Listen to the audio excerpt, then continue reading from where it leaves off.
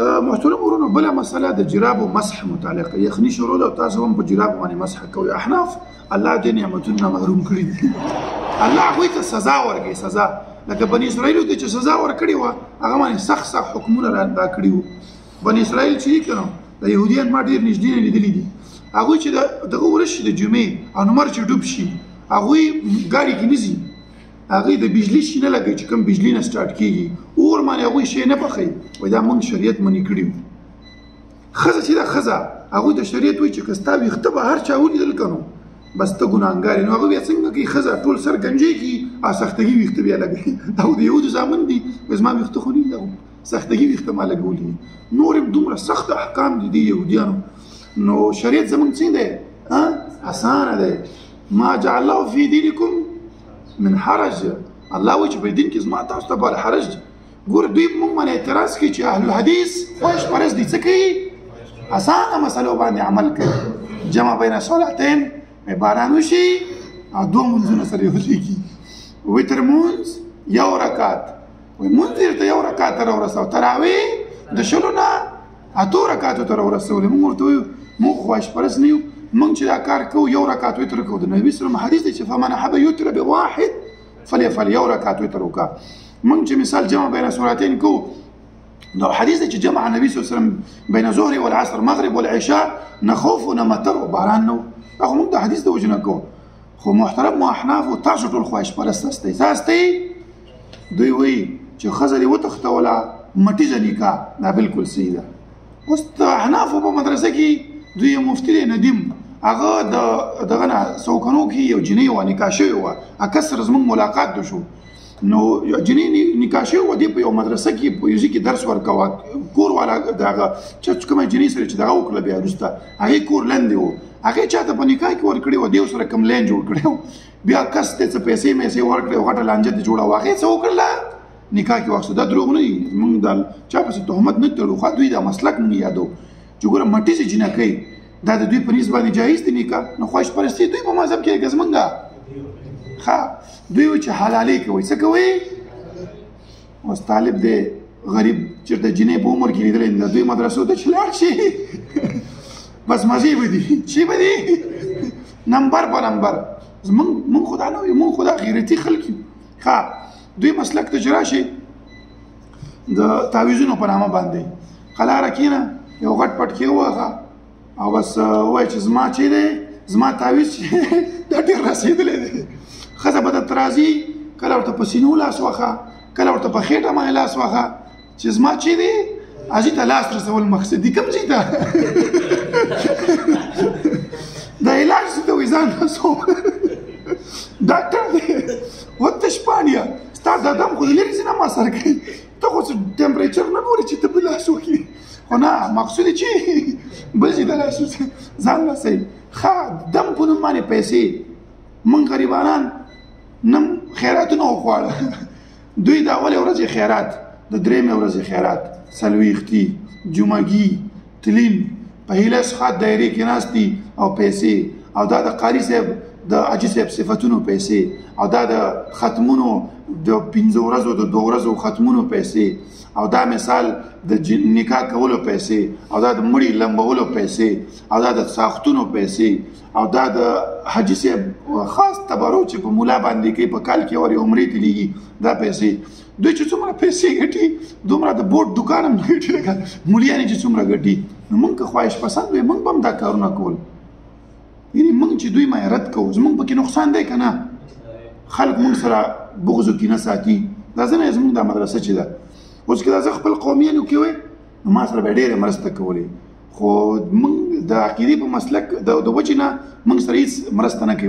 وجه څه ده چې موږ حق بیانو د هغو موږ نه کوو.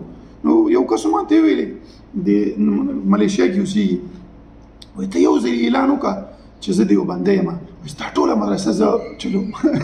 نو که موږ خواهش پرست وی موږ ورته وایو چې او راځه بس دې رحیم الله ته دومره خرچه به کوله. لس کسې صرف دې ته نیولي وو. د پېښور کې بعضې مولیان دي چې اعلی کوم موبایل به چې نوی راغی هغه به ورته راوړ او دعوت کوه د اهلیدیسو په خلاف ودرېږه دا کوه دا کوه. نو موږ چېرته که د حق پرستي موږ کې نه وی نو موږ به ویلو چې راځئ بس تاسو څه وایي هغه به موږ ومنو. ستاسو د وجې نه به زموږ مدرسې هم وچلېږي کار روزګار به مو ښي مزې به کوو. دا ندیم تاسو وګورئ دې په چمړې پوستکي نه د قرباني په هغه باندې په چارپریزه کې قتل کړی و، اوس ورسره موټر دی. نو دا څه د وجې نه کوم بزنس شته کاروبار شته کوم ځای نه پیسې هغه ورځ یې نټ کې لیکلي وو وایي زما دا شاګرد دی او ما سره 2 ورځې یو 3 میاشتې تېرې کړي اوس زما په نوم باندې خلکو نه چندې غواړي او ته یې هم غواړې که نه تا نه چل زده کړه ستا عذاب دا و چې تا د چندو چل د الله په فضل یې ردیس او یادې به مونږ دا نه وایو چندو خلاف مونږ نه یو ګوره چې اوس چندې خو تاسو مونږ ته تانه راکوئ تانې ضرورت نشته.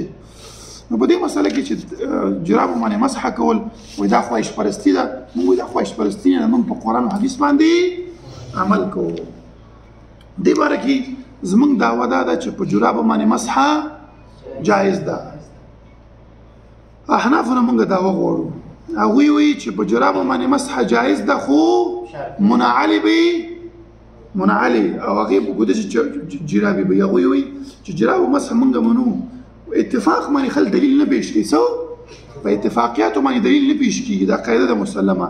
الله سبحانه وتعالی څه وایي قرآن کې د نصارا وباره کې تعالوا الى کلمة سوا بینه وبینکم ای عیسایانو راشي په هغه شي کې چې ما او تاسو په هغه کې یو دې ته خو یو ځای شو نور اختلاف به سره وچېړو. نو احنافو سره زمونږ په دې کې اتفاق دی څه کې دی چې په جرابو باندې مسح مني که نه چل به زده کړې د دعوت د دعوې او دا به په ځمکې په سر یو مقلد چې قبر نه هم راپاڅېږي جواب به ونشي کړلی.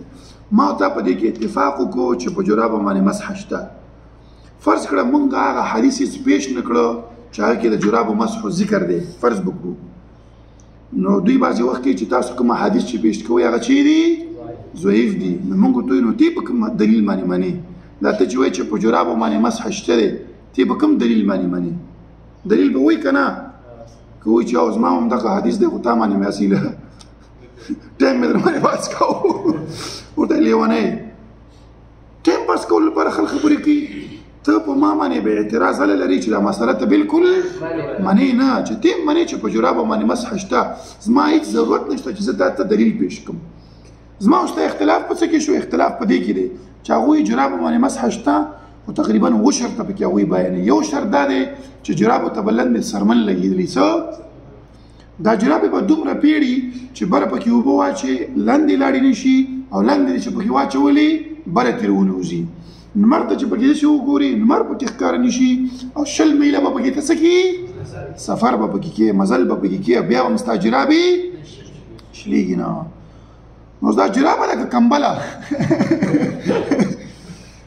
تاسو وګرځئ او دا د احنافو جرابه چې په بازار کې پیدا کوي که چا پیدا کړله زه هغه کس ته یو 1,000 روپۍ انعام ورکوم زموږ طالبان او د مقلدینو ته هم وایو مقلدینو مولیان عوام تاسو په داسې نه چې سبا یې خپله وګنډئ ورشي بازار کې هم پیدا کړه کمبل هم راخیستې وخت هم لاندې سرمه یې دغه ورکړي بازار ته چې لاړ شي دوکاندار ته وایي چې داسې جرابه مې په کار ده چې هغه ته لاندې هم چمړه لګېدلي او چې انمر ته پکې وګوره انمر راته پکې نه ښکاري او اوبه چې پکې واچوم اوبه دې لاندې نه وځي او بره چې اوبه واچوم بره نه او مزل هم پکې کېږي نو هغه به درته وایي چې مولانا ملګریه ما سره نشته چې دی او ته چې لاړ شي څنګه کې ریړې والا ته به ووایي لیونی و ده چې هو داسې جرابه په بازار کې نه وي دا ظالمان خدای خبر ده خوب یې لیدلی بل د سعودي په شان دی ګرم ځای چې هلته څوک تلي یاستئ او که نه هغه کې 50 درجې ګرمي څو داسې جرابه چې واچوې د خپو نه به دې خوټ کېږي به دې داسې جرابه هلته چېرته اچوي نو موږ ویو شریعت په جرابو باندې مسح اجازه ورکړې لفظونه 3 قسمه دي یو هغه لفظ دی چې شریعت وی او وضاحت یې خپله وکړي شریعت وایي چې صلات منځ وکړئ صلات په عربۍ کې ډېرې معناګانې لري دعا ته یې وایي املا کږولو ته یې وایي خو شریعت یې څنګه تعریف کړی چې هغې کې به رکوع وي سجده وي دا به کي دا تعریف شریعت وکړو وضو هم ډېرې معناګانې لري بعضې لفظونه داسې چې شریعت هغه عربي لغت ته پرېږي چې شي ته جراب هم داسې یو مسله ده چې دا شریعت چې ته پرېږي عربي لغت ته شریعت وایي په جرابو باندې مسح وکړي که نری جرابې که ډبله جرابې که مزل پکې کېږي که پکې نه کېږي اوبه پکې ځي هر رقم جرابو باندې مسح جایز ده موږ که قیامت کې الله سبحانه وتعالی ته ورشو موږ ته وایي چې تاسو په جرابو باندې مسح کړې موږ وایو موږ کړې ده که موږ ته وایي چې تاسو ډبلو باندې ولې نه کوله پیړې او دا او دا دا نو موږ ورته څه وایو؟ موږ به وایو چې الله پاکه دا خو موږ ته نبي علیه السلام نه ویلي نو موږ به څه شو؟ بچ به شو. چې به شو؟ او که احنافو ته وایي چې تاسو لږ رامخکې شئ، تاسو ته وایي چې تاسو چې وایي چې تاسو د جرابې به داسې چې هغه کې به لندې څرمنه لګېدلي، هغه کې به دا لګېدلي او دا به لګېدلي، دا تاسو کوم ځای نه دا خبره اخیستې وه؟ نو بیا که ورته وایي چې فقهاو لیکلي. چا؟ فقهاو. نو فقها دې جمع کې فقهاو لیکلي. فقهاو باندې یو خبره ثابتېږي، فقهاو خو ډېرې خبرې لیکلي دي، د فقهاو ټولې خبرې به منو. دا فقهاو صاحب دی، دا دویم جلد دی او 500 صفحه ده. فقها صاحب وایي من وته بهیمة فلا حد علیه، چا چې بهیمي سره حیوان سره بدفعلي وکړله څه پرې نشته، دې فقهاو خبرې ومنو. ښه دا لیکي په اول جلد کې وایي د چا د یو کس د درهم قدر دغه څلورم حصې قدر دغه چې ښکاره شو شرمګاه څلورمه حصه، نو هغې مونځ صحیح دی. چې دی څلورم حصې قدر شرمګاه چې ښکاره شو د یو کس مونځ یې صحیح دی. اوس به مونږ فیته راخلو چې څلورمه حصه څومره مونږ به قلار ناست دی فیته کوو چې داسې 2 منټه شو. دا فقهاو لیکلي په دې دغه کې لیکي فتح ناشنا شی دی ولا دا داسې عبرت دپاره دا خبرې ذکر کوم. په دې دغه کې لیکلي دی فتاوا لمګیري کې یو کس دی وایي هغه نهي ته ورغی چا ته او نهي ته یې ویل چې زما زیر نافق ته وخوره. اوس سر ویښته خو پاتې شو، بریتونه خو پاتې شو، په نهي ته کښېنو چې زما زیر نافق ته وخوره. دا اوس د خبرو منل دي چې سړی ومني.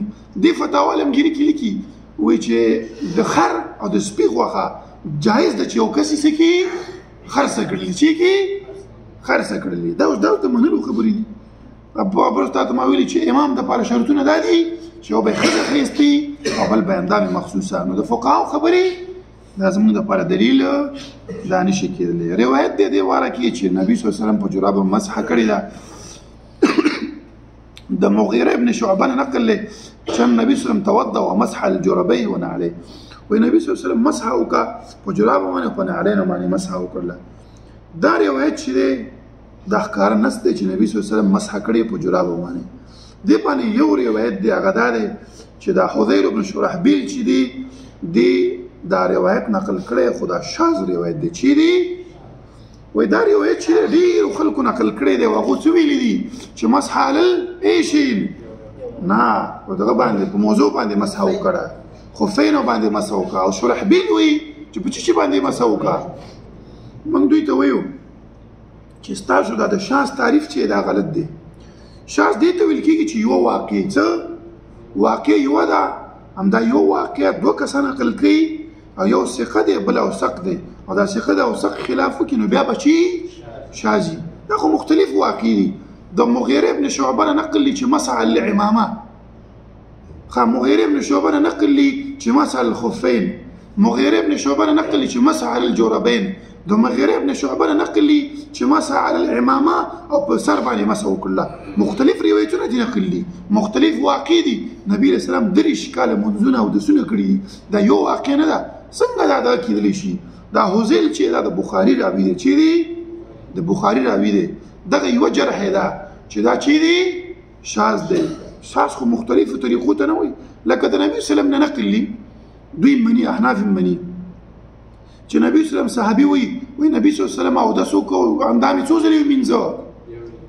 بل حدیث کې بلکې څلورم نقل لي. څلور کې څنګه نقل لي؟ طریقه څلورمه هغه ده چې یو اندام ته 2 ځلې ومینځه، بل 3 ځلې، بل څلور. دا څلورمه طریقه. یو ځلې نقل له، 2 ځلې نقل له، 3 ځلې نقل له او څلورمه طریقه دا ده. څلور ځله نه طریقه چې هر اندام مختلف ومنځه. یو 3 ځلې کوم ته چې اوبه ډېرې لګېږي دا نو دا ټول شاذ دي. حناف وایي دا شاذ نه دي، دا تنوع فی العبادت ده. عبادت کې مختلفې طریقې دي. دا خبره د دوی دا کمزوري دا شاذ دی. امام ترمذی دا خبره کړې چې دا حدیث دا صحیح دی. وقال ترمذی حدیث حسن صحیح، حدیث حسن دی صحیح دی. او د شاذ قول کول دا غلط دی، دا صحیح کار نه دی. امام الباني لیکي وهذا ليس بشيء لأن السند صحيح ورجاله ثقات وليس فيه مخالف لحديث المغيرة المعروف في المسح على الخفين فقط بل فيه زيادة عليه وزيادة من ثقة مقبولة.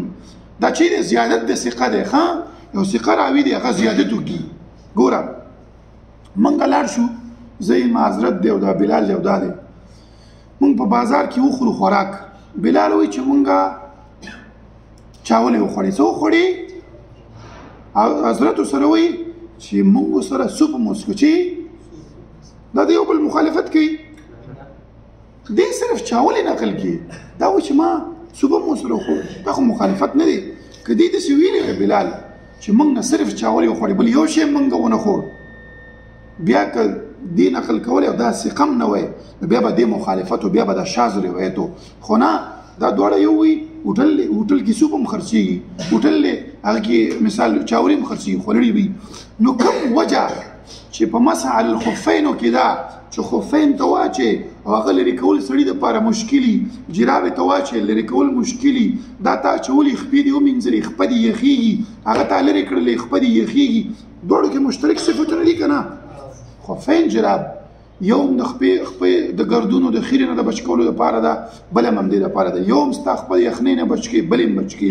یو هم چې ته لرې کې خپه دې مطلب یخه ورته رسېږي، بل کې هم دا دی. ټولو کې یو شانتې علتونه دي. مسح الخفین جایز او مسح الجرابین جایز نه. موږ دوی ته ویو چې دا تاسو چې وی چې مسح الخفین دا جایز ده، نو موږ درته باندې الزامي اعتراض کوو چې دا خو هغه خفین نه دي کوم چې نبي علیه السلام پرې مسح کړي. څه دوی به چې نه دا هماغه دي. موږ ته زموږ جرابې هم هماغه دي.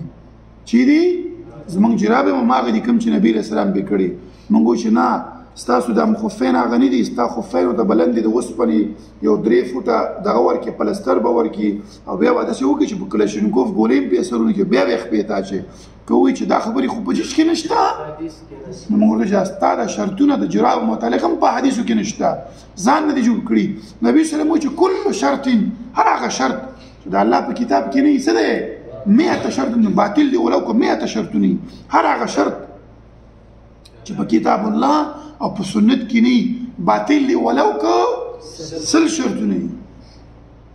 موږ احنافو ته په ډېرو ځای کې ویو چې نبي صلی الله علیه وسلم وایي چې سووا صفوفکم وتراصوا، صفونه سیده کړئ یو بل سره نږدې ودرېږئ او خالیګاه مه جوړوئ. دوی وایي صف سیده کول دې ته وایي چې زه به دلته ودرېږم او دا بل به هلته ودرېږي او بل به هلته ودرېږي، دا مو سیده دی. د صحابو تعریف د هغوی یا شرط هغه نه مني. څنګه یې نه مني؟ لکه انس بن مالک وایي چې کنا نلصقو قدم بقدم منکب قدم قدم او منکب قدم لګو.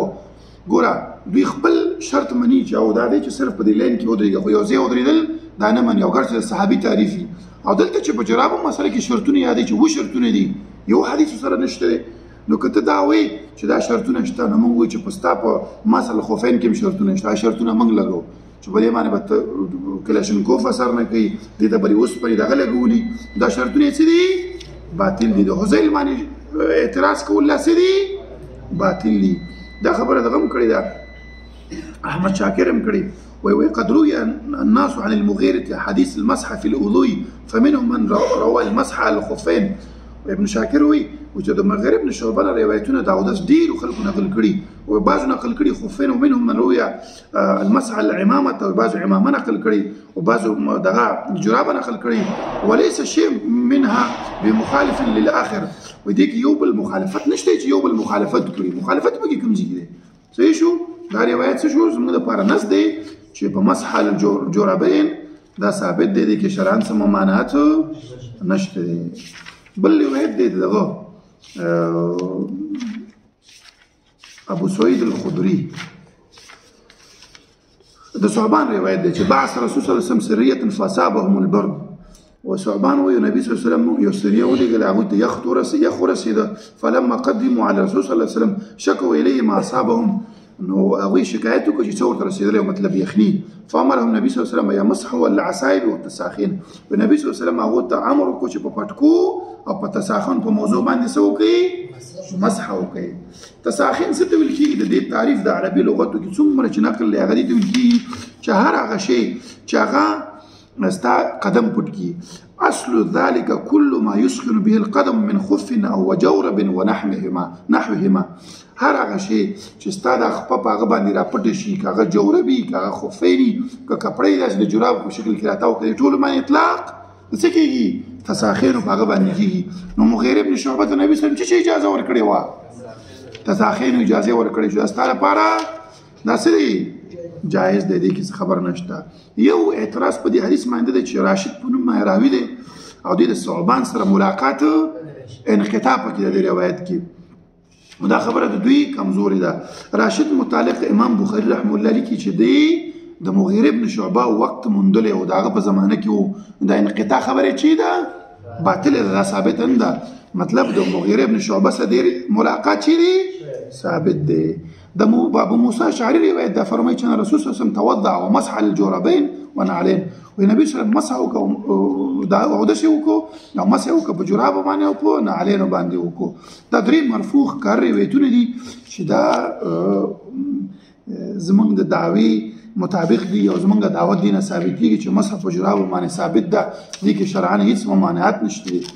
په جوراب باندې مسح د ډیرو صحابهونو نقل لچانه امام ابو داود نقل کړی، هغه وی مسح الجرابين تقریبا د 14 صحابهونو نقل، ومنهم عبد الله بن عمر دی، علي رضی الله عنه دی، عمر رضی الله عنه دی، تقریبا 14 ابن مسعود نه نقل له. نو 14 صحابه او 3 مرفوع حدیث دا زموږ سره دی. روایت دی خالد بن دغوي سعيد وكان ابو موسى الانصاري يمسح الجرابين له من شعر ونعليه. وی ابو مسلم الاشعري به مسح کوله په جراب باندې، هغه د چشنه به جوړې وي، د ویښتو د وړونه به جوړې، چشنه به جوړې وي، د وړونه به جوړې وي. دا انس بن مالک نه نقل دی، دا مصنف عبدالرزاق کې دا روایتونه ټول نقل دي. قتاده وایي چې انه كان يمسح على الجوربين، وی په جراب باندې مسح کوله، وی قال نعم يمسح عليهما مثل مسح الخفين، ويود یمانه مسح کول پکار دی واسي په کومه زو لکه څنګه چې په خفینو باندې کوم. او یو بل روایت کې دا راځي چې د مسح کړي او په جراب باندې هغه د وړۍ نه جوړې وي، چې نه جوړې وي د وړۍ نه جوړې وي. دلیل له نقل لې هغه روایت نقل کې ابو امامه البهالي هغه نقل کوي وانه كان يمسح الجرابين وخفين والعمامه. ابن حزم رحمه الله روایت نقل کړي په محله کې چې هغه مسح کوله په چی باندې په جراب باندې مسح کوله. هم د دغه نقل لې د عمر لانونه يحيى بن البكائي ورتوي سمعت عمر ابن عمر يقول ويمسح الجرابين كمسح الخفين، ويمسح بجراب ما عندي سيده لك څنګه چې مسح موږ په سمانی کو په دغه باندې کو په جراب باندې کو. نو دې باره کې تقریبا 14 روایتونه چا نقل لي؟ صحابهونه نقل لي چې دا کار کول پکار دي. دې باره کې د امام ابو حنیفه نام یو روایت نقل لي، دغه وی سمرقندي صاحب وی زه داخل شوم په ابو حنیفه باندې په مرض الذي مات فيه، وی په هغه مرض کې چې هغه وفات شو. وی ما امام ابو حنیفه ولید چې هغه مسح کوله او په جراب باندې مسح کوله او غیر منعل وسوي منعل وی چې لاندې په چمړه ورکړی شوی. وی ما ته پوښتنه وکړه ته مسح کې په جراب باندې او دا غیر منعل دي، وی دا کار ما مخکې صحیح نه ګڼو، دا اوس صحیح دي، ما ته شیخ کار شو چې په جراب باندې مسح کول لاسې دي ثابت دي. نو زمونږ دعوا د قرآن حدیث نه ثابته شوله چې په جراب باندې مسح کول دا جایز دي. دین کې دا اسانتیا ده، دین ډېر شي کې د اسانتیا نه کړی دي، لکه جمع بین الصلاتین شو، لکه اودس نه تیمم واخلی شي. ګوره هر څه دي ظالمان چې په عقل باندې پیش کړي، خو عقل نه، دوی خپل مذهب دفاع کوي، د عقل غم سره نه کوي. د عقل په مسله کې خو دوی وایي چې کوم هغه حدیثه چې د ابو هريره لنو ابن عمر نه راغی زمونږ د عقل خلاف نه به منو، خو دوی سره کې د خپل مسلک غم دی، د مسلک د وجه نه دا وایي دا خو د خلکو لپاره اسانتیا ده. او دا موږ ورته وایو چې یو کس چې اوبه نه مومي او په دې خاوره باندې لاس راکاږي، دا په ډېر اسانه کار کې دا جراب باندې پیسې ځي که نه، پیسې به پرې ورکړې، بازار ته به ورپسې ځي، سورې شنورې به اخلي. دا خاوره خو ډېر اسانه کار دی، لاس پرې وخه اودس دې کېږي. نو شریعت اسانتیا ولا حکمونه کوي، همیشه اسانتیا. لکه خاوره د لاس پرې وخه اودس دې وشو، په کار دا و چې شریعت ویلي چې نه اودس مودس دې نه کېږي، اوبه به ځان ته پسې اخلي، په پیسو به اخلي او بیا به اودس کړي. خو شریعت وایي چې نه، اسانتیا ده ستاسو لپاره، سختي امرونه تا ته موږ نه کوو. نو زموږ د جرابو مسح هم د شریعت دې لپاره کړی چې یو ځای کې ته اوسېږي، یخې لاخي دا مختلف دوی دا کونړ او دا علاقې شي دومره یخي چې ډېرې زیاتې یخي سوات او دې ته تاسو لاړ شئ سهار کې راپاڅېږي او اوبه دې چې نیولې یخ نیولې نو دې کې ته دا خپې ومینځه او دا ومینځه حتی دومره اسانتیا شته په شریعت کې چې یو کس دی او هغه اوبه نشي استعمالولی ډېرې یخې دي نو هغه دپاره جایز دي چې هغه څه وکړي تیمم وکړي جرابو باندې مسح وپرې تیمم وکړلی شي صحابي هغه جنوب شو او تیمم یې وواخه خلکو ته جماعت ورکړو صحابه نور چې وایي چې لکه دې خو وایي موږ ته جماعت راکړو د بیا اودسۍ په حالت کې راکړه څنګه هلکه وایي دې جنوب شوی و اوبه یخې وې او لاړ تیمم یې وواخه نبي سلم ته خبره ویوړله نبي سلم ته چې لاړ ورته ویلې چې ولې دا کار وکړو و یا رسول الله صلی الله علیه وسلم زه یېرېدم چې دا اوبه مې مړ نه کړي داسې یخې اوبه وې ورته ویې خندل او څه یې ورته ونه ویلې د نبي سلم چپتیا څه معنی دلیل دی رضا معنی دلیل دی نو ګوره کس ته بس تا غسل معاف کړی ولې ځکه هلته حرج و حرج کې دا کس غورځېده همداسې سړی په خپو باندې اوبه اچوي او یخني او دی دا سړي باندې ډېر ګران تمامېږي نو مسحل الجرابین زموږ لپاره جایز ده او احناف دي په عمر کې مو نه کېږي ستاسو کوم سوال یې کولی شي شیخ صاحب چې جنوب شو تیمم دې بیا دوباره غسل کوي او چې تا کله جنوب شولې او تیمم دې وواخه لمونځونه پرې کوه خو چې کله دې اوبه وموندلې بیا به غسل وکړي لمونځونه دوباره کول نشته دی غسل به بیا وکړي صحیح ده دا ګیټۍ چې ښکاري دا داسې غوره نه دی غوره وجه دا ده چې شریعت کوم چې پورې وړي چې خپو ومینځه ګیټو پورې ومینځه ستا ګیټې ټولې ښکاري نو په کار دا دی چې ته کوم ځای ستا لوڅي هغه بیا ومینځه که نه نو تا خو جرابې دې لپاره اچوې که نه چې خپې وي څه شي یا ګرمې شي او صفایي او تا نیمې اچولي نو احتیاط په دې کې دی اگر چې جرابو اطلاق په هغې کې موږ احتیاط خبره کوو ځکه خپه پټول په کار دي خپې وینځل شریعت د ګیټو پورې ښودلي او ته په خپو باندې لاس راکاږي په هغه ځای کې چې هغه ځای کې جرابه نشته نو شریعت خو مسه هغه ځای ښیي که نه چې کوم ځای باندې جرابه پرتي او ستا په ګیټو باندې جرابه نشته نو څه غوره کار نه دی او دغه دې باره کې روایت چې دوی موږ ته نری جرابې امام نووي رحمه الله په کتاب کې شرح مهذب کې نقل کړي وایي نقل د ابن عمر نه او د عمر له عنه چې هغو په جرابه باندې مسح وکړه وهما رقیقه او هغه رقیق وي نری وي په نرو جرابه باندې مسح کړي دا هم نقل له صحابو نه ښه شېدلو باندې هم کېږي جراب د خودي کوي چې مازدیګر د مسح وکړله او ماښام ته جرابې ویستې او دا سرګي دی او کې یو جرابې وښکلو سره اودس نه ماتېږي ستا به دا سوال یې کړم او نه جرابې وښکلو سره اودس نه ماتېږي جرابې د اودس نواقص دي نواقص که درنه صادر شوي نه اودس تا باقي پاتې دی ښه طریقه دا ده ما سهار اودس وکړو او جرابې مې په خپو کې زه ماسپښین اودس کوم زما مسه د کوم وخت نه شروع شوه ماسپښین نه شروع شو سهار نه شروع ښه سبا ماسپښینه پورې پې زه څه کولی شم مسح کولی شم اودس نه کوم وخت چې مسه وکړم دا اودس به کې مسه به کې بس مازدیګر نه بیا شروع شو کوم ټایم نه چې تا مسه شروع کړله صحیح ده جرابې دې بیا اودسۍ حالت کې اغوستي بیا مسه نه کېږي نه بیا شرط دا دی چې جرابې به تا د اودس په حالت کې اچولي نو بیا پرې مسه کولی شي او دغه دپاره مسافر دپاره 3 شپې او 3 ورځې او بغیر د سفره 1 شپه 1 ورځ دا طریقه ده که 2 ډبل جرابې دې اچولي بیا به څه کوې یو جرابه دې واچوله او بیا دې ورپسې بله واچوله نو دې باندې مسح نه شي کولی ځکه دا دویمه جرابه چې تا اچولې وراوله دې واچوله اودس دې وکړو یوه جرابه دې واچوله بیا تا وروسته اودس دې مات شو او تا ورپسې بله هم واچوله په دې مسح نه شي کولی ولې بیا اودسۍ حالت کې موږ دا شرط لګولی چې جرابه به ته کې اوس که ته 3 4 جوړه اچوې څه خبره نه ده خو د اودس په حالت کې به دې اچولي نو تا اوله جرابه خو صحیح دی هغه د اودس حالت کې اچولې دا دویمه چې بیا اودسۍ حالت کې اچولې او ستا مسح په کومو مایې راغله اوله مایې راغله مسح ونه شو بوټانو باره دا روایت چې دي لږ کمزوري دي د بوټانو روایت چې دا کمزوري دي دې باندې د علماو بعضې کلام دی داسې کلام په دې معنا باندې دی چې نبي صلی الله علیه وسلم دا مسح وکړله دا جرابو کې د هغه بوټان چې وو دا جرابې ټولې پکې راښکاره شوې وي بعضې بوټان داسې شته ټرانسپیرنټ ټایپ وي دا خپل ټوله داسې راوتلي دا که د کیړیو ټایپ لري وایي هغه هلته ټوله په جرابو باندې مسح وکړله نو صرف نفسي چې په جرابو کې تا خپه اچولي او جرابې ورسره نه په دې باندې مسح مه کوه صرف په بوټانو باندې او که بوټانو سره دي د خپې په جرابو مطلب جرابې دې اچولي بوټانو کې نه باسلي بیا چې په لاس راغله بیا جواز لري صرف بوټان نه ګوره ها صرف غټ بوټان بوټان ها چې غټ بوټان دي که غټ یو که واړه خو جرابې ورسره واچوه بیا کولی شي انشاءالله اگر چې روایت پکې شته دی د علي الله عنه روایت شته دی باره کې چې مسح یې کړی خو هلته علما وایي چې دې خبره کې داسې و چې نبي صلی الله علیه وسلم جرابه اچولې وه او جرابو سره یې په دې بوټ باندې خپره راغلی نو هلته په جرابو باندې اصل کې مسح راغلی وه شیخ صاحب یو سړی بیان کوي نه وایي چې دا خو نبي سره وخت کې داسې بوټان چېرته چې دې اوس د انګلیش توري لیکل شوي دې کې لاندې ګنډ ښه دی